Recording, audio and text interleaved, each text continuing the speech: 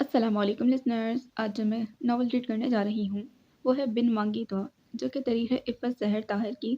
چلیے شروع کرتے ہیں اس کی قسط نمبر 10۔ وہ بہت مشکل میں ہے معیز بھائی، اب سب نفع نقصان چھوڑ کر صرف یہ سوچیں کہ وہاں محض اس کی جان کو خطرہ نہیں ہے۔ ثانیہ دبے لفظوں میں کچھ نہ کہتے ہوئے بھی بہت کچھ کہہ گئی تھی۔ اس کا ہاتھ بے اختیار اپنی پینٹ کی جیب میں رینگ گیا، اور جب باہر آیا تو اس میں ایک پیپر دبا ہوا تھا۔ یہ لو، شاید یہ کچھ کام آ جائے۔ اس نے وہ پیپر اون کی طرف بڑھایا۔ اون اس کے بدلے ہوئے تاثرات پر غور کرتا حیران سا ہو کر پیپر دیکھنے لگا، اور اس پیپر کا متن پڑھتے ہی جیسے اسے 440 وولٹ کا جھٹکا لگا۔ اس نے بے اختیار بے یقینی سے معیز کی جانب دیکھا۔ اون کے تاثرات اس قدر شاکنگ تھے کہ ثانیہ بے اختیار اس کے شانے پر سے جھک کر اس کے ہاتھ میں تھما پیپر دیکھنے لگی۔ یہ اسے تو وہ فوراً چیلنج کر سکتے تھے، کمیٹی آفس جاتے ہی کل ہی کھل جائے گی کہ یہ تم نے نکلی بنوایا ہے۔ لمحاتی جھٹکے کے اثر سے نکلتے ہوئے اون نے کہا تو ثانیہ نے بھی خاصی مشکوک نظروں سے معیز کو دیکھا۔ اس نے ایک نظر اون کو دیکھا۔ وہ ہلکے سے جذبات میں سر ہلا گیا۔ وہ جائیں گے تو ضرور پتہ چل جائے گا اس نکاح نامے کی اصلیت کا۔ معیز نے ان دونوں کی سماعتوں پر گویا دھماکہ کر دیا تھا۔ ان کی نگاہوں میں حد درجہ بے یقینی اتر آئی تھی۔ وہ بے اختیار صوفے پر آگے کو ہو بیٹھا۔ یہ اصلی ہے؟ وہ لڑکی 3 ساڑھے 3 سال سے آپ کے نکاح میں ہے؟ ثانیہ کی بھی حیرت کی انتہا نہ رہی تھی، اور معیز وہ اپنے آپ کو بے حد ذہنی اذیت میں گرفتار محسوس کر رہا تھا۔ اپنے آپ کو کسی کے سامنے کھولنا کس قدر تکلیف دہ امر تھا یہ وہی جانتا تھا، مگر صورتحال ایسی تھی کہ بنا بتائے کوئی چارہ بھی نہیں تھا۔ او گاڈ! ثانیہ کو صحیح معنوں میں تعصب نے گھیرا۔ پوری کہانی میں ابیہ کا کردار بہت قابل رحم تھا۔ کیا قسمت ہے اس بیچاری کی، مظلوم ہوتے ہوئے بھی وہی پس رہی ہے۔ مگر معیز، تو نے کیا کیا یار، اس قدر معتبر رشتے میں باندھ کر ایسی لاپرواہی؟ اون کو یقین کرنے میں دشواری تھی۔ میں اپنی صفائی پیش نہیں کروں گا۔ میں تمہیں بتا چکا ہوں کہ میرے لیے یہ نکاح صرف ایک حادثہ تھا، اور بس۔ ابو نے کہا تھا کہ اسے وہاں سے نکال کر وہ کہیں اور اس کی مرضی سے شادی کروا دیں گے۔ معیز نے سرد لہجے میں کہا، مگر وہ ابھی بھی آپ کے نکاح میں ہے، آپ نے اسے طلاق نہیں دی ہے، وہ آپ کی ذمہ داری ہے۔ ثانیہ کو افسوس ہوا، وہ معیز سے ایسی بے وقوفی بلکہ سنگ دلی کی توقع نہیں رکھتی تھی۔ اسی لیے تو خوار ہو رہا ہوں، ورنہ ایک بہترین لائف گزار رہا ہوتا میں۔ وہ تلخ ہوا۔ میری تو کچھ سمجھ میں نہیں آ رہا۔ اون واقعی ابھی تک بے یقینی کی کیفیت میں گھرا تھا۔ اسے پچھلے 3 سالوں سے معیز کی بدلتی نیچر اور ذہنی الجھاؤ کی کیفیت یاد آنے لگی تھی۔ تو یہ راز تھا اس بدلاؤ کے پیچھے؟ تم نے اپنے ہاتھوں سے اسے گنوایا ہے معیز؟ اگر انکل کا کہا مان کر تم نے ایک نیکی کی راہ اختیار کر ہی لی تھی تو کم از کم اسے سنبھال کر رکھتے۔ اون سے معیز کی طبیعت کا یہ پہلو برداشت نہیں ہو پا رہا تھا، سو جتانے والے انداز میں بولا۔ معیز نے سرخ ہوتی آنکھوں سے اسے دیکھا اور بے حد ناگواری سے بولا، میں نے یہ سب اسی لیے نہیں بتایا کہ تم جواباً مجھے ہی کٹہرے میں گھسیٹ لوگے۔ اگر تمہارے ذہن میں کوئی حل ہے تو بتاؤ۔ اوکے معیز بھائی، ٹھیک کہہ رہے ہیں اون۔ ثانیہ نے فی الفور معیز کے غصے کو محسوس کیا، اور فوراً ہی اون کو ٹوک دیا تھا۔ فی الحال تو اہم مسئلہ ابیہا کو وہاں سے نکالنے کا ہے، اس کی کھچائی تو ہم بعد میں بھی کر سکتے۔ اون نے گہری سانس بھرتے ہوئے صوفے کی پشت سے ٹیک لگا کر خود کو ڈھیلا چھوڑ دیا۔ در حقیقت وہ اس انکشاف کو قبول نہیں کر پا رہا تھا جو یک لگتی معیز نے سامنے لا کر رکھا تھا۔ تو اب کیا کیا جائے؟ اون کا انداز خفا خفا سا تھا۔ معیز نے تیکھی نگاہ اس پر ڈالی، اس کا موڈ بھی ٹھیک نہیں تھا۔ ثانیہ نے کھنکاٹتے ہوئے ثالثی کردار ادا کرنے کا فیصلہ کیا۔ میں کل رات کافی سوچتی رہی ہوں اس معاملے پر۔ میرے پاس ایک آئیڈیا ہے، اگر آپ لوگوں کو پسند آئے تو۔ وہ آہستہ آہستہ بتانے لگی۔ وہ اس کے تاثرات بتاتے تھے کہ وہ اس خیال سے متفق ہے۔ ارے واہ، بہت خوب ثانی، جی چاہ رہا ہے تمہارا منہ۔ اون تو بھڑکی اٹھا، بے اختیار والہانہ انداز میں کہنے لگا تو ثانیہ اونچی آواز میں اسے ٹوک گئی، اون؟ تو وہ حیرت سے دونوں کو باری باری دیکھتے معصومیت سے بولا، موتیوں سے بھر دوں یار، میں اور کیا کہنے والا تھا۔ معیز کو اس ٹینشن زدہ ماحول میں بھی ثانیہ کا تلملاتا سرخ پڑتا چہرہ دیکھ کر ہنسی آنے لگی۔ ان کی بدماشیوں سے وہ اچھی طرح واقف تھی۔ ثانیہ منہ پھلائے چائے کے مگ لے کر چلی گئی تو وہ دونوں اس کے بتائے ہوئے خیال کو ٹھوک بجا کر دیکھنے لگی۔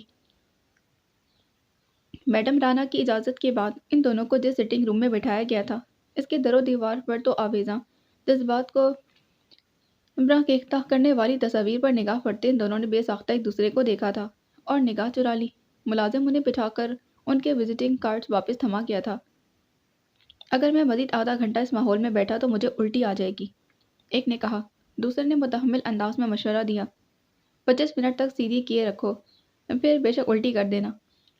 اسی وقت دروازے سے خوشبوؤں کا ایک جھونکا سا اندر آیا تھا۔ وہ دونوں بے اختیار کھڑے ہوئے۔ آہا، میڈم چہکی۔ وزٹنگ کارڈ دیکھ کر تو میں سمجھی کہ کوئی بڑی عمر کے صاحب ہوں گے۔ انہوں نے ناز سے اپنا ہاتھ آگے بڑھایا، جسے دونوں نے ہلکا سا تھام کر چھوڑ دیا تھا۔ انہیں بیٹھنے کا اشارہ کرتی میڈم ان کے سامنے سنگل صوفے پر ٹانگ جما کر بیٹھ گئی تھی۔ تپائی پر رکھے سگریٹ کیس میں سے ایک سگریٹ نکال کر میڈم نے اسے لائٹر سے شعلہ دکھایا اور ایک طویل کش لیا تھا۔ وہ دونوں سامنے بیٹھے ہونک بنے یہ لائیو شو دیکھ رہے تھے۔ میڈم کے ڈریم لینڈ میں آنے کا مطلب سمجھتے ہو نا؟ میڈم نے دیواروں پر لگی پینٹنگز کی طرف اشارہ کرتے معنی خیزی سے کہا۔ جی جی۔ بلیک ہاف سلیو شرٹ میں ملبوس یہ اون عباس تھا۔ اون کو ثانیہ کا یہ آئیڈیا اچانک زہر لگنے لگا تھا۔ کیا چاہیے؟ میڈم نے معنی خیز نظروں سے باری باری ان دونوں کو دیکھا۔ موئز کو سخت کراہیت محسوس ہوئی۔ کوئی بھی نیا پیس؟ انٹچ، وہ جیسے بہت پیشہ ور بن کر بولا۔ میڈم کے ہونٹوں پر مسکراہٹ کھیل گئی تھی۔ موئز کا خون کنپٹیوں میں ٹھوکریں مارنے لگا۔ اس نے دانتوں پر دانت جما کر سرد نظروں سے میڈم کو دیکھا۔ دراصل مجھے چاہیے، آفس ورک کے لیے۔ اس ہفتے یورپی ڈیلیگیشن آ رہا ہے۔ میں نے کوئی لیڈی سیکرٹری نہیں رکھی ابھی تک۔ سیفی سے آپ کا سنا تھا۔ سیفی کا نام سن کر میڈم مطمئن ہو گئی۔ انہوں نے تپائی پر رکھا البم اٹھا کر آگے بڑھایا۔ پیس تم خود سلیکٹ کرو، قیمت میں بتاؤں گی۔ انہوں نے البم پکڑ کر موئز کے حوالے کیا۔ البم کھولتے ہی جیسے جہنم کا در واہ ہوا تھا۔ وہ میڈم کے پاس کام کرنے والی لڑکیوں کی غیر مہذب تصاویر تھیں۔ موئز نے فل فور البم بند کر دیا۔ اون تو باقاعدہ اس کی طرف سے تھوڑا سا پہلو بدل کر بیٹھ گیا تھا۔ در حقیقت اس کی طبیعت مگتر ہو رہی تھی۔ یہ سب نہیں، ایکچولی میرے آفس کا ماحول ایسا نہیں۔ موئز نے معذرت خواہانہ انداز اپنایا۔ میڈم نے سوچتے ہوئے لمحہ لگایا تھا۔ ایسا نادر پیس بھی ہے میرے پاس، مگر قیمت ڈبل ہوگی۔ سمجھتے ہو نا تم، انٹچ ہے وہ۔ نام کیا ہے؟ موئز رسک نہیں لینا چاہتا تھا۔ ابیہا نام ہے اس کا۔ ابھی نہیں ہے، اسی لیے اس کا سارا حساب کتاب میرے ہاتھ میں ہے۔ میڈم نے سگریٹ کا کش لیتے ہوئے مسکرا کر کہا۔ ٹھیک ہے، دیکھ لیتے ہیں۔ موئز نے فوراً اوکے کر دیا۔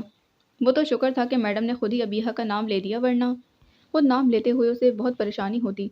اس صورت میں میڈم بھی مشکوک ہو سکتی تھی۔ میڈم نے انٹر کام اٹھا کر ایک نمبر دبایا تھا۔ ابیہا کہاں ہے؟ تحکمانہ انداز میں پوچھا۔ ٹھیک ہے، پارلر سے آ جائے تو فوراً میرے پاس بھیجنا۔ انٹر کام رکھتے ہوئے میڈم نے معذرت خواہانہ انداز میں ان دونوں کو دیکھا۔ ابھی تو وہ پارلر گئی ہوئی ہے، ورنہ تمہاری ملاقات ہو جاتی۔ ڈونٹ وری، ہمیں آپ کے کہے پر یقین ہے۔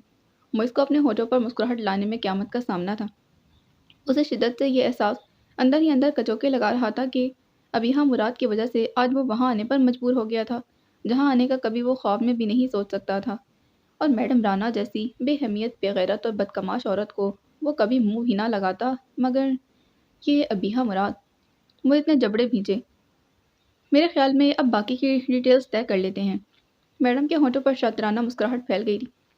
وہ ڈرائیور کے ساتھ پارلر آئی تھی۔ میڈم کی دی مہلت آج ختم ہو گئی تھی، سو آج اسے میڈم کے بتائے راستے پر چلنا تھا۔ وہ پورا راستہ اپنی آنے والی زندگی کے متعلق سوچتی رہی اور آنسو بہاتی رہی۔ وہ ایک قیمتی متاع۔ اس نے اپنے شولڈر بیگ کو دبوچ کر سینے سے لگا لیا تھا۔ اس شولڈر بیگ کی تہہ میں ٹیشو پیپر میں لپٹا موبائل فون رکھا تھا، اس کی نجات کا ذریعہ، شاید آخری۔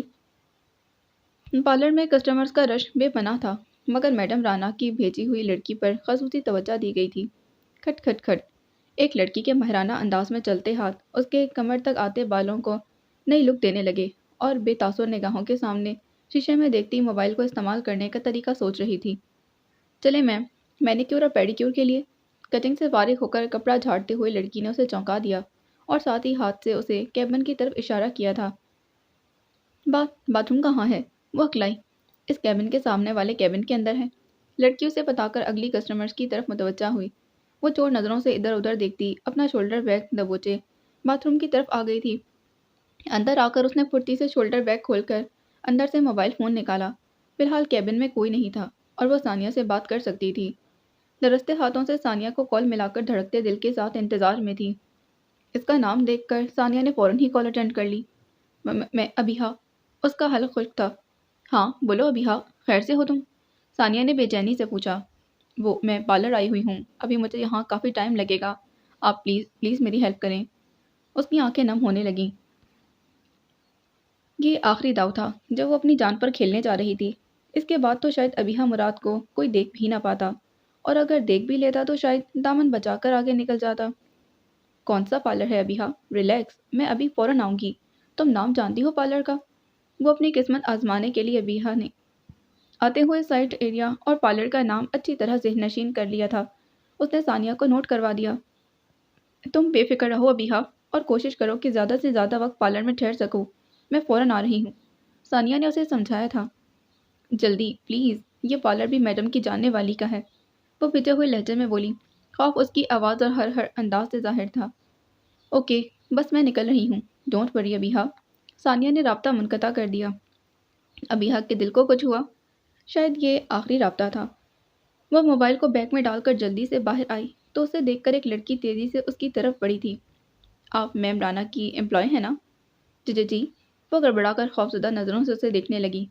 جلدی سے جا کر اپنا کام ختم کروائیں، میم کا فون 2 بار آ چکا ہے، اس نے کہا تو ابیحہ کا دل اچھل کر حلق میں آ نٹکا تھا۔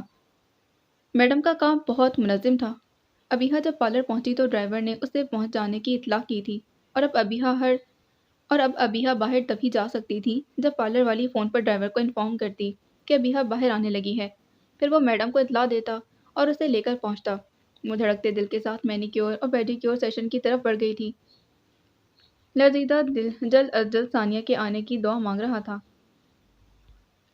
ثانیہ نے پہلے تو معیز کو فون کرنے کا سوچا، مگر پھر اسے دھیان آیا کہ وہ وقت بہت مختصر تھا، جو بھی کرنا تھا اسے خود ہی کرنا تھا۔ اس نے جلدی سے الماری کھول کر اپنا عبایا نکالا۔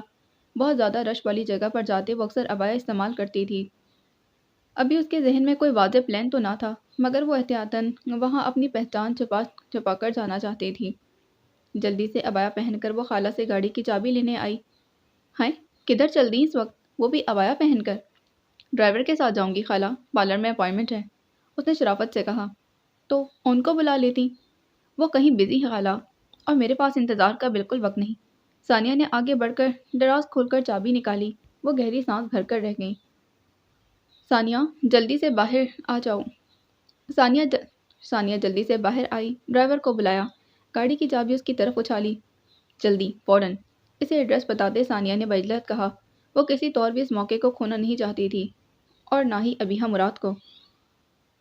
میڈم حنا پر برس رہی تھی۔ میں نے تم سے کہا بھی تھا کہ جب تک وہ ایک طرف نہیں لگ جاتی اس کے ساتھ ساتھ رہو، پھر اسے اکیلے ڈرائیور کے ساتھ کیوں بھیجا تم نے؟ سوری میم، میں بزی تھی، اور ویسے بھی شاہانہ کا پارلر ہے تو میں نے سوچا۔ حنا منمنائی۔ اتنا مت سوچا کرو، میڈم نے اونچی آواز میں اس کی بات کاٹی۔ یہاں سوچنے کا کام صرف میرا ہے، جاؤ دفع ہو جاؤ، اور اسے فارغ کروا کر یہاں لاؤ۔ ڈیل ہو چکی ہے اس کی، شام کو پارٹی آ رہی ہے اسے لینے۔ جی، حنا نے کان لپیٹ کر وہاں سے کھسکنے میں ہی عافیت جانی۔ دوسرا ڈرائیور مالی سے گپے لڑا رہا تھا۔ وہ جلدی سے آ کر گاڑی میں بیٹھی۔ شاہانہ کے پارلر جانا ہے، تحکمانہ انداز میں اس نے کہا۔ جی میم۔ وہ ڈرائیونگ سیٹ پر بیٹھا اور گاڑی پارلر کی جانب رواں ہو گئی۔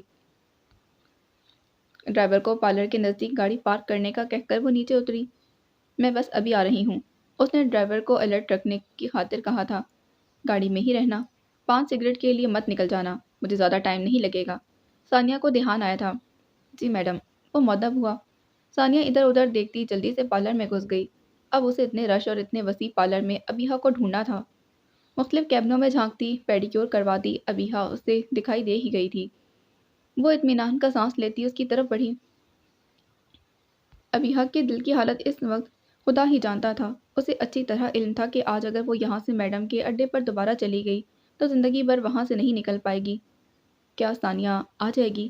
ابھی تک تو اسے آ جانا چاہیے تھا، اور اگر نہ آئی تو؟ اس کی رنگت زرد پڑتی جا رہی تھی۔ اسی وقت کسی نے اس کے شانے پر ہاتھ رکھ کر دباؤ ڈالا تھا تو وہ چونک کر دیکھنے لگی۔ واو، بڑی موجیں ہو رہی ہیں، وہ چہکی اور اسے سامنے دیکھ کر ابیحہ کا دل رکتے رکتے بجا تھا۔ وہ مسکراہٹ لیے چہکتی حنا تھی۔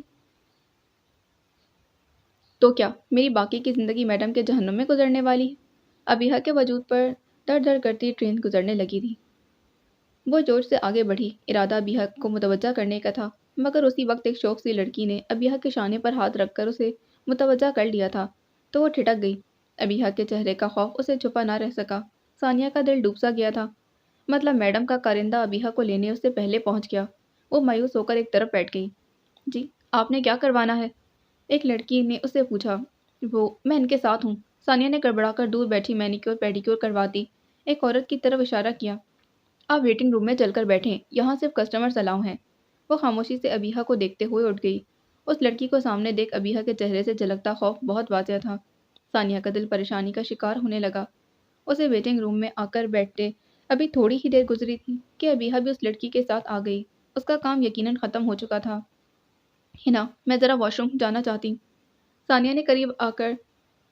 ثانیہ نے قریب آنے پر ابیحہ کی آواز سنی۔ اس کا دل بے ترتیبی سے دھڑکا تھا۔ ابیحہ یقیناً واش روم جا کر مجھ سے ہی رابطہ کرنا چاہتی تھی۔ جلدی آنا، میم کا موڈ پہلے ہی بہت خراب ہے، ہنا نے ناگواری سے کہا اور پھر پارلر والی لڑکی سے گفت و شنید میں مصروف ہو گئی۔ ثانیہ موقع پا کر تیزی سے اٹھ کر واش روم کی طرف بڑھی اور ابیحہ کے پیچھے ہی وہ بھی اندر داخل ہو گئی۔ اس نے چہرے کو قدرے ڈھانپنے والے اسکارف کو سرکا کر ابیحہ کو آواز دی تھی۔ ابیحہ، وہ کرنٹ کھا کر پلٹی، بے یقینی سے ثانیہ کو دیکھا پھر روتے ہوئے اسے لپٹ گئی تھی۔ مجھے بچا لو پلیز، وہ ہنا آ گئی ہے، مجھے لینے پلیز۔ ثانیہ نے لمحہ بھر پھر کچھ سوچا، تیزی سے اپنا عبایا اتارنے لگی۔ جلدی سے یہ پہنو، اسے اچھی طرح اسکارف اوڑھ لو جیسے میں نے اوڑھا ہوا ہے۔ ثانیہ نے بجلت کہا تو وہ فوراً اس کی بات سمجھ کر اس کے کہے پر عمل کرنے لگی۔ ثانیہ نے اس کا شولڈر بیگ ٹٹولنا شروع کیا۔ اس میں کچھ قیمتی چیز تو نہیں تھی؟ صرف موبائل ہے، ابیحہ نے کہا۔ ثانیہ نے موبائل نکال کر اپنے بیگ میں رکھا اور ابیحہ کا بیگ سائڈ پر ڈال دیا۔ اس نے ابیحہ کا اسکارف بالکل اپنی طرح سیٹ کیا اور اپنا شولڈر بیگ بھی اسے تھما دیا تھا۔ Now Abiha, it's your turn. Abiha, اب تمہاری باری ہے، ثانیہ نے اپنے لفظوں پر زور دیتے کہا۔ بی کانفیڈنٹ، آرام سے سیدھے چلتے ہوئے دروازے سے باہر نکل جاؤ، تمہیں کوئی بھی نہیں روکے گا۔ ڈرنا مت، یہ تمہارا شاید آخری چانس ہے، حوصلے اور ہمت سے کام لینا۔ ابیحہ نے اس بات میں سر ہلا دیا۔ وہ دونوں اکٹھی باہر آئی تھیں۔ میں تم سے بات کرتی رہوں گی، تم جلد بازی دکھانے کی کوشش مت کرنا، خصوصاً ہنا کے قریب سے گزرتے۔ مت بھولو کہ اس وقت تم اپنے نہیں میرے حلیے میں ہو۔ ثانیہ ہلکی آواز میں اس کے ساتھ چلتے اسے سمجھا رہی تھی۔ انہوں نے دفعتاً ہنا کو اپنی طرف آتے دیکھا تو ثانیہ ٹھٹکی۔ ابیحہ نے بے اختیار ثانیہ کا بازو تھام لیا۔ دیکھ لیا تم نے اپنی سنگ دلی کا انجام، کس قدر بیہودہ بلکہ انسانیت سے عاری ماحول میں رہ رہی ہے وہ بیچاری، صرف تمہاری بیکار کی ضد اور بیجا انا کے ہاتھوں۔ ان سارے راستوں سے الجھتا آیا تھا۔ میڈم رانا کے اڈے کا ماحول رہ رہ کر اس کے خون میں چنگاریاں دوڑا رہا تھا۔ اس میں میرا کوئی قصور نہیں، وہ لڑکی ایک مصیبت کی طرح میرے سر پر لاد دی گئی تھی۔ موئز خود بھی عجیب پس مردہ سے احساسات کا شکار ہو رہا تھا۔ وہ مرد تھا، میڈم کے ماحول نے اس کے ایک گھنٹے میں اس کے ذہن پر اتنا برا اثر ڈالا، تو وہ تو نازک سی لڑکی۔ اسے میڈم کا کھلا ڈلا لہجہ یاد آیا تھا۔ ایسے ہی وہ ابیحہ سے بھی باتیں کرتی ہوگی۔ وہ ایک نیکی تھی معز احمد جو تم جیسے ناشکرے سے کروائی گئی تھی، مگر تم نے اس کے ثواب کو سمجھے بغیر اسے بوجھ کی طرح سر پر لاد دیا۔ اون نے برہمی سے کہا۔ میں کبھی بھی اس رشتے کو نبھانا نہیں چاہتا تھا۔ اون، تم کبھی ماما کے جذبات سنو، اس کی ماں کے بارے میں تو تمہیں پتہ چلے۔ معز بیزار ہوا تھا۔ رشتے نبھانے نہ آتے ہوں تو رشتے بنانے ہی نہیں چاہیے معز۔ اون نے ناراضی سے اسے دیکھا۔ ابھی بھی اس کا سودا ہو رہا ہے، پہلے ہی ہو جانے دیتے۔ اچھا، شٹ اپ، اب کوشش کر تو رہا ہوں نا اپنی غلطی سدھارنے کی۔ معز کو دفعتاً بہت ہوا کا خیال آیا۔ اون کو فوراً ہی جھاڑ کر رکھ دیا۔ اون نے اسے گھور کر دیکھا۔ ابیحہ کی ٹانگیں کپکپانے لگیں۔ میں ذرا اس الو کی پٹھی کو دیکھوں، اتنا ٹائم کیسے ویسٹ کر رہی ہے؟ ہنا اس لڑکی سے کہتی ان کے قریب سے گزر گئی تھی۔ تب ثانیہ نے ابیحہ کا ہاتھ تھاما اور تیزی سے دروازے کی جانب بڑھ گئی تھی۔ باہر آ کر اس نے جلدی سے اپنی گاڑی اور ڈرائیور پر نگاہ کی تو دل میں سکون سا اتر آیا تھا۔ وہ ابیحہ کو لیے گاڑی میں آ بیٹھی۔ جلدی کرو، فوراً گاڑی نکالو یہاں سے۔ وہ ڈرائیور کو حیرت سے اپنی طرف دیکھتا پا کر ڈپٹ کر بولی تو وہ جلدی سے گاڑی سٹارٹ کرنے لگا۔ وہ یقیناً اس کے حلیے پر الجھا تھا۔ گاڑی اپنی منزل کی طرف رواں دواں تھی۔ اب گھر جا کر سب سے پہلے شکرانے کے نوافل پڑھنا۔ ابیحہ کا ہاتھ دباتے ثانیہ نے دھیمی مگر جوشیلی آواز میں کہا تو آواز کا طاقتور احساس پا کر ابیحہ کی آنکھیں بھر آئی تھیں۔ وہ اللہ کی شکر گزار تھی۔ میڈم رانا کے اڈے پر گویا بھونچال آیا ہوا تھا۔ میڈم نے خود ہنا کو تھپڑوں لاتوں پر رکھ لیا تھا، بال نوچے، پہلے اس کی اور پھر اپنے۔ وہ کہاں غائب ہو گئی اور کیسے؟ چڑیا تھی کہ روشن دان سے اڑ گئی؟ تم نے اسے جانے کیسے دیا وہاں سے؟ मैडम कफ उड़ा रही थी। अभी कुछ देर पहले उन्होंने एक हफ्ते के लाखों तय किए थे अबिहा के। बिना छुए, बिना हाथ लगाए वो एक हफ्ते में वापस आ जाती और लाखों भी मिल जाते। ऐसे बेवकूफ़ शिकार रोज़ रोज़ थोड़ी मिला करते थे। और हिना तो खुद बेयकीनी से शल दिमाग लिए मिट रही थी। वॉशरूम में अबीहा का बैग मौजूद था। वो कुछ देर इंतज़ार करती रही, फिर दरवाज़ा धकेल कर देखा तो खुला हुआ था। उसने जल्दी से दूसरा वॉशरूम चेक किया, वो भी खाली था। और अब सारी मुसीबत उसके सर। वो खदाघाट ठहराई गई थी। वो पिटती जा रही थी और सोच रही थी कि आखिर वो गई कहाँ। घर आकर वो तहफ़्फ़ुज़ के एहसास में घिरी सानिया से लिपट कर खूब रोई थी, बेतहाशा ऊंची आवाज़ में फूट फूट कर। सानिया उसके जज्बात समझती उसे थपकती रही। वो जहन्नम से निकल कर आई थी। फिर सानिया उसके लिए ठंडा पानी लेकर आई, उसे आराम से अपने बिस्तर पर बिठाया और ग्लास उसके हाथ में थमा दिया। वो घोंट घोंट पानी हलक से उतारने लगी। सानिया ने बगौर उसे देखा। पहली मुलाकात में वो एक सादा गरीब जन पहली मुलाकात में वो एक सादा गुर्बत ज़दा अच्छी शक्ल सूरत की लड़की लगी थी, मगर मैडम डाना ने तो उसके हालात ही बदल डाले थे। बिना मेकअप के चमकती जिल्द और जदीद अंदाज में तराशे बाल इतने खूबसूरत और सेहतमंद के एक साथ तरतीब से उसके शानों पर गिरे हुए थे। गोर स्याह आंखों और स्याह बालों वाली वो एक खूबसूरत लड़की थी, जिसके होंठ बिना सुर्खी के ही लाल थे। सानिया को उसकी खूबसूरती देखकर उसकी किस्मत पर तरस आया था। रो रो कर उसकी आंखें सूजी हुई थीं। अल्लाह जब किसी को बचाना चाहता है तो हज़ार रास्ते खुद ब खुद बन जाते हैं अबीहा। और तुम सिर्फ ये याद रखो कि अल्लाह तुम्हें बचाना चाहता था। सानिया ने नरमी से कहा। मैं आपका एहसान कभी चुका नहीं पाऊंगी। उसकी आवाज़ में आंसुओं की नमी थी। ये उस अल्लाह का एहसान है तुम पर, वरना कई लड़कियां उसी दलदल में धंसी हुई हैं। सानिया ने उसे टोक दिया था। वो ओन का नंबर मिला रही थी। एक बार बिजी मिला। इसके बाद सानिया के मोबाइल की बैटरी डाउन हो गई। मोइज़िया ओन से रब्ता ना हो पाया था। तुम फ्रेश हो जाओ, मेरी वार्डरोब है, जो भी दिल चाहे कपड़े निकाल लो और चेंज कर लो। वार्डरोब की तरफ इशारा करते सानिया ने उसका गाल थपथपाते मुस्कुरा कर कहा। मोबाइल चार्जिंग पर लगाने लगी। मैं ज़रा खाला जान के पास चक्कर लगा कर आती हूँ। सानिया उसे कुछ देर तन्हा रहने का मौका देना चाहती थी। उसके जाने के बाद अबीहा गहरी सांस भरते अपनी आज़ादी का एहसास करना चाहा, तो आंखें फिर भर आई थीं। उसने उठकर सानिया के वार्डरोब को खोला और एक सादा सा लॉन का सूट निकालकर वॉशरूम में घुस गई थी। पहले वो अपने जिस्म पर से मैडम की गुलामी की इलामत, इस ट्राउज़र और शर्ट को उतार फेंकना चाहती थी। अल्लाह के हुज़ूर सिजदा रेज़ होकर वो कितनी ही देर आंसू बहाती और उसका शुक्र अदा करती रही। सानिया कमरे में लौटी तो वो दुपट्टा नमाज के स्टाइल में लपेटे तकिए से टेक लगाए ऊँघ रही थी। सानिया को देखकर चौंक गई। उहुँ। सानिया ने उसे उठते देखकर मना किया। तुम आराम करो, बल्कि कुछ देर नींद ले लो, जाने कब से ठीक तरह से सोई नहीं होगी। मैं अपना मोबाइल चेक करने आई थी। अबीहा को जूस से लबरेज ग्लास थमाते वो मोबाइल की चार्जिंग चेक करने लगी। सानिया के जाने के बाद वो लेटी तो जहन इस कदर टेंशन फ्री था कि उसे बिना कुछ भी सोचे सोने में महज चंद मिनट लगे थे। आई एम सॉरी, ये डील नहीं हो सकेगी मिस्टर मोइस। मैडम का अंदाज फ़ोन पर मादत ख़्वाहाना था। मोइस को झटका लगा। मगर क्यों? आपकी मर्ज़ी के मुताबिक डील डन हुई है और एडवांस भी पे कर दिया है मैंने। वो तेज़ लहजे में बोला। वो सब मैं मानती हूँ, लेकिन वो लड़की अब मैं तुम्हें नहीं दे सकती। यूँ समझो कि वो अब मेरी रेंज से बाहर हो चुकी है। तुम आकर अपनी एडवांस पेमेंट वापस ले सकते हो, बल्कि चाहो तो उसकी जगह कोई दूसरा पीस। मैडम के अंदाज में शिकस्तगी थी। मोइस का दिल खौफज़दा सा हो गया। उस लड़की का क्या हुआ? कहीं और डील हो गई है क्या? नहीं, वो हमारे बिजनेस का उसूल नहीं है। तुमसे डील हुई थी तो वो सिर्फ तुम ही को मिलती, मगर वो कमबख्त भाग निकली।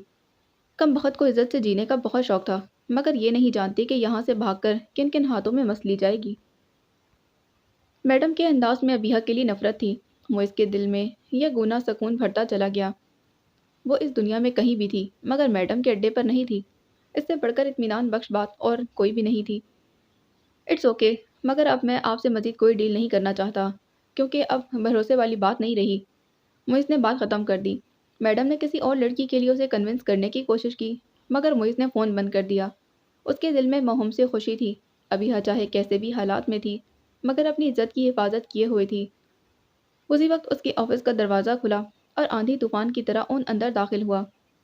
मैडम ने डील कैंसिल कर दी है, क्योंकि अबीहा वहाँ से फ़रार हो गई है। मोइस ने अपने तई धमाका किया, मगर इधर ओन ने कोई ख़ास रिस्पॉन्स नहीं दिया। कुर्सी पर ढेर होते तंजिया बोला। चलो, तुम्हारी जान तो छूटी, उसे वहाँ से निकाल कर भी तुम कौन सा अपनी जिम्मेदारी निभाने वाले थे। मोइस को झटका सा लगा। میں اسے وہاں سے نکالنا چاہتا تھا اپنی پوری نیک نیتی کے ساتھ۔ موئز نے لفظوں پر زور دیتے اسے باور کروایا۔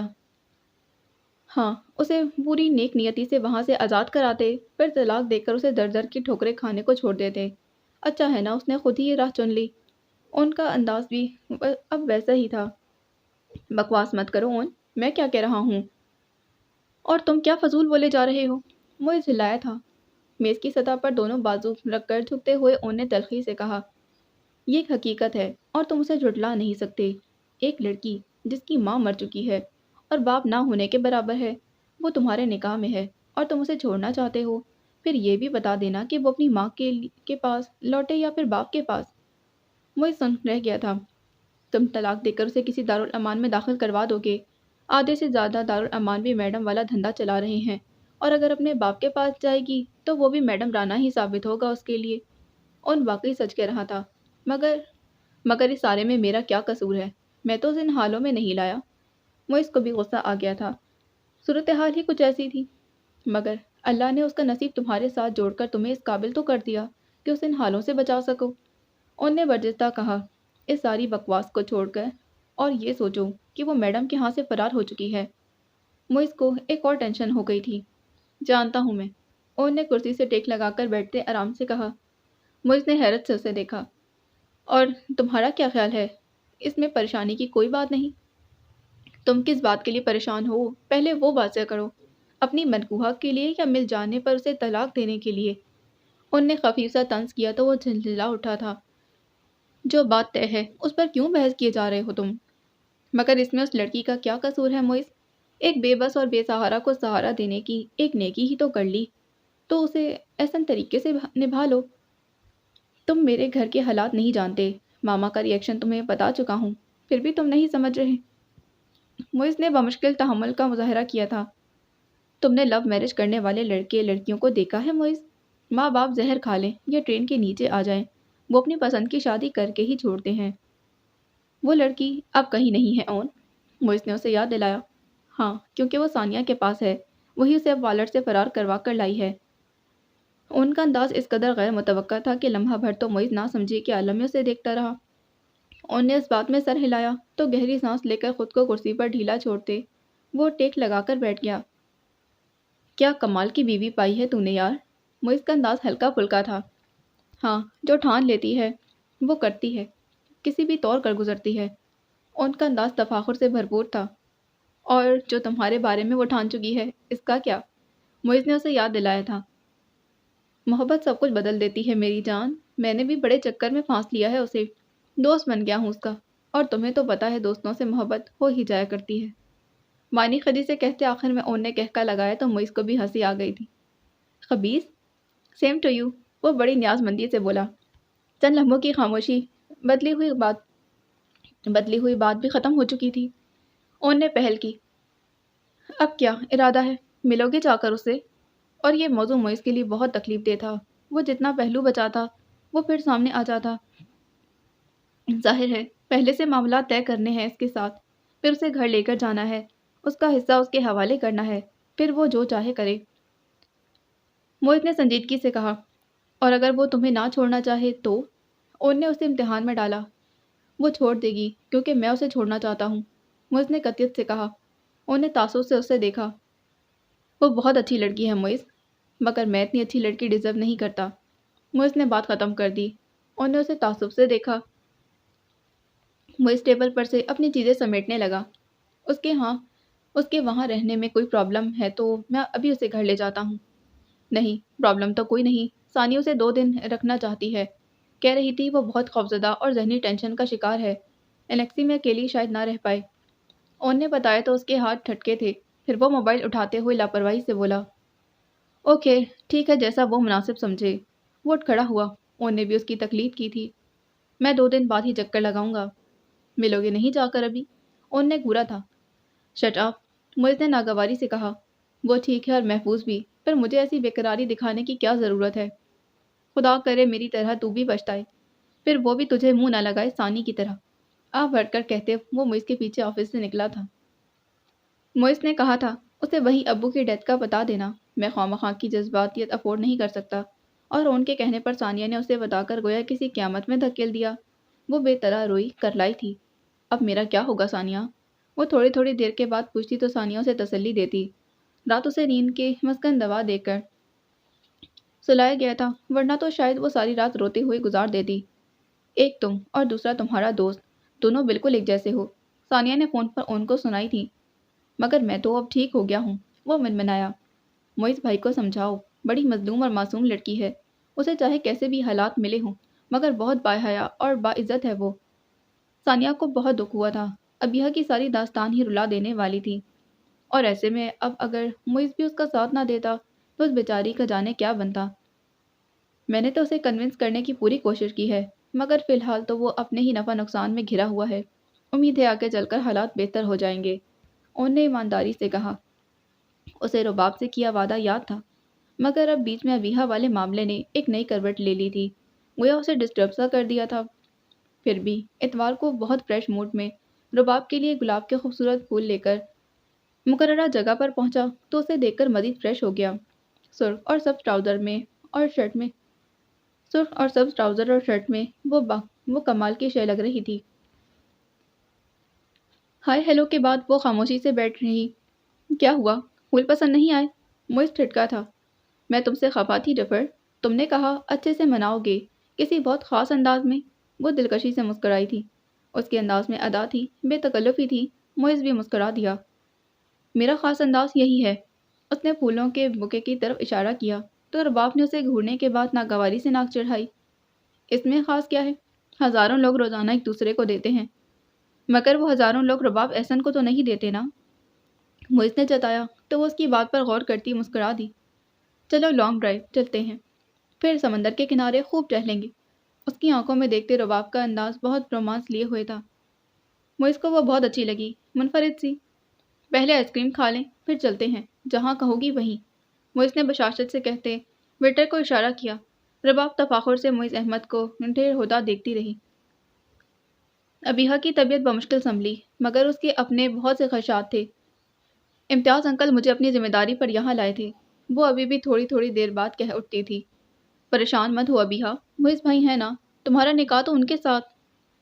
اس کا ہاتھ اپنے ہاتھوں پہ تھام کر ثانیہ نے اسے تسلی دی تو وہ پھپک کر رو دی تھی۔ انہوں نے آج تک طلاق کے علاوہ کوئی دوسری بات نہیں کی کبھی۔ ثانیہ کو تعصب نے گھیرا، اس قدر پڑھا لکھا اور مہذب بندہ۔ سب ٹھیک ہو جائے گا ابیہ، پہلے حالات اور تھے، اب تو بہت بدل چکے ہیں، ثانیہ نے نرمی سے اسے سمجھایا تھا۔ اور تمہیں پتہ ہے کل وہ تمہیں اپنے گھر لے جائیں گے، پھر تم وہیں رہو گی۔ ثانیہ کی بات پر گویا دھماکہ ہوا تھا۔ ابیہ نے رونا بھول کر بے یقینی سے اسے دیکھا۔ ثانیہ نے اس بات میں سر ہلایا۔ انکل نے تمہارے نام وصیت میں کافی حصہ لکھا ہے، وہ بھی تمہیں ملے گا، اور پھر مہینے کا خرچ الگ سے ہوگا۔ ثانیہ نے تفصیل بتائی تو وہ پھر سے رونے لگی۔ جانے والا اس کے جینے کے جتن کر کے گیا تھا، اب اسے کیا ملتا، یہ نصیب کی بات تھی۔ اون آیا، ثانیہ اس کے ساتھ لان میں چلی آئی۔ شام کے وقت موسم خاصا اچھا ہو رہا تھا۔ ایک چکر دونوں نے ہم قدم خاموشی سے لگایا۔ پلٹنے پر ثانیہ کا موڈ خوشگوار تھا۔ ایسے ہی کالج میں ہم دوستیں گراؤنڈ کے چکر لگایا کرتی تھیں، تو سمجھو وہ دور واپس آ گیا ہے، دوستی اور دوستوں والا۔ اون کا لہجہ واقعی دوستانہ تھا۔ ثانیہ چپ ہو گئی، پھر بولی تو انداز کسی بھی لچک سے پاک تھا۔ ہم صرف کچھ عرصہ ہی دوست رہیں گے اون، اس دوران اگر تم میری سمجھ میں نہیں آئے تو میں اپنی مرضی کا فیصلہ کر لوں گی۔ کافی دیر کے بعد اون نے ہنکار بھرا، اوکے، میں تو پہلے ہی آفر تمہیں کر چکا ہوں۔ اور ابیہ کا کیا بنے گا؟ معیز اسے کل گھر لے جائے گا، اون نے بتایا تو وہ خوش ہوئی۔ That's great. اتنا بھی گریٹ نہیں، وہ کسی صورت اس رشتے کو نبھانے کے حق میں نہیں۔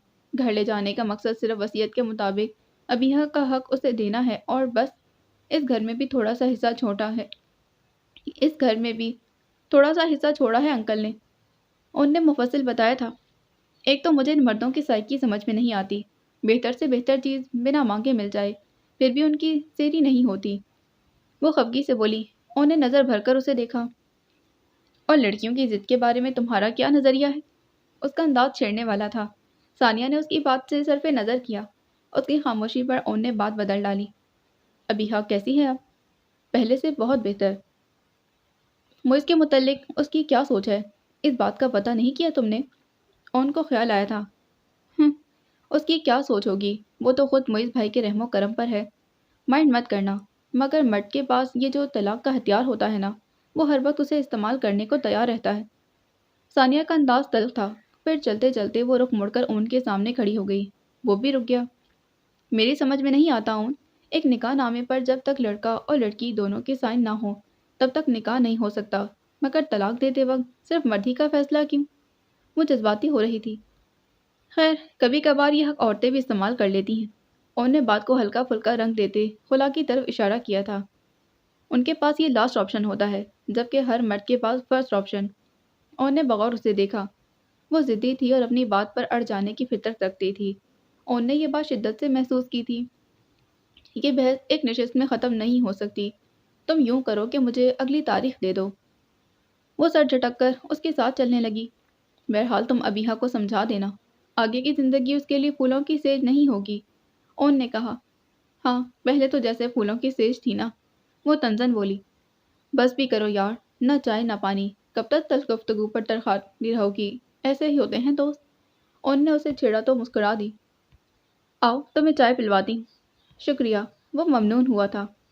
सानिया ने उसे मुइज़ के घर वालों के मुतल्लिक सानिया ने उसे मुइज़ के घर वालों के मुतवक्का रद्द-ए-अमल के मुतल्लिक साफ साफ बता दिया था।